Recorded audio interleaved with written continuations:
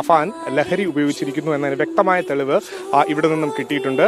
അതുമാത്രമല്ല അത് ഏത് തരത്തിലുള്ള ലഹരിയാണെന്നുള്ള കാര്യത്തിൽ ശാസ്ത്രീയമായ പരിശോധനയിൽ കൂടെ മനസ്സിലാക്കാൻ സാധിക്കുകയുള്ളൂ. ലത്തീഫ് ഈ കുടുംബത്തിലെ മുതിർന്ന ആളായതുകൊണ്ട് തന്നെ ഈ കുടുംബത്തുമായി ബന്ധപ്പെട്ട എന്ത് പ്രശ്നങ്ങളിലും അദ്ദേഹമാണ് മധ്യസ്ഥത വഹിച്ചിരുന്നത്, ചർച്ചയ്ക്കൊക്കെ പോയിരുന്നതായിരുന്നു. ഈ അഫാന്റെ ഈ പെൺകുട്ടിയുമായുള്ള ബന്ധത്തിൽ ഈ വീട്ടിൽ ചില പൊരുത്തക്കേടുകളും സംസാരങ്ങളും മറ്റും ഉണ്ടായിരുന്നു.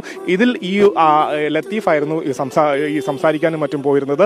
അത് പ്രകാരം നെടുമങ്ങാട് ഡിവൈഎസ്പി പറയുന്നത് പ്രകാരം ഇന്നലെ രാവിലെ ലത്തീഫ് ഈ വീട്ടിലേക്ക്, അതായത് വെഞ്ഞാറമൂട് പേരുമലയിലുള്ള അഫാന്റെ വീട്ടിലേക്ക് പോയിരുന്നു എന്നൊരു നിഗമനത്തിലാണ് പോലീസ്.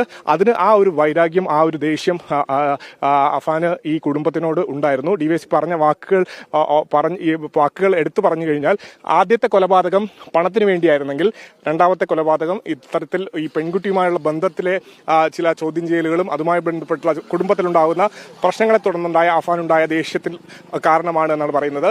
മാത്രമല്ല മറ്റൊരു പ്രധാനപ്പെട്ട കാര്യം ഡിവൈഎസ്പി എന്നോട് സംസാരിച്ചപ്പോൾ പറഞ്ഞത്, ഈ വീടിനകത്ത് ഈ മൃതദേഹം ഇൻക്വസ്റ്റ് ചെയ്തപ്പോൾ 20ഓളം അടി ലത്തീഫിന്റെ തലയിലുണ്ടായിരുന്നു. ലത്തീഫിന്റെ തലയ്ക്ക് പുറകിൽ 20ഓളം അടിയുടെ പാടുകൾ ഉണ്ടായിരുന്നു. അതേസമയം ഇവിടെ നിന്ന് അലമാര തുറന്നിട്ട നിലയിലാണ്. ദേഹത്ത് നിന്ന് ആഭരണങ്ങളൊന്നും പോയിട്ടില്ല. ഇവിടെ ഒരു മോഷണ ശ്രമം അങ്ങനെ ഉണ്ടായിട്ടില്ല. വേറെ ഒന്നും എടുത്തിട്ടില്ല. പക്ഷേ ക്രൂരമായി മർദ്ദിച്ചിട്ടാണ് കൊന്നിരിക്കുന്നത്.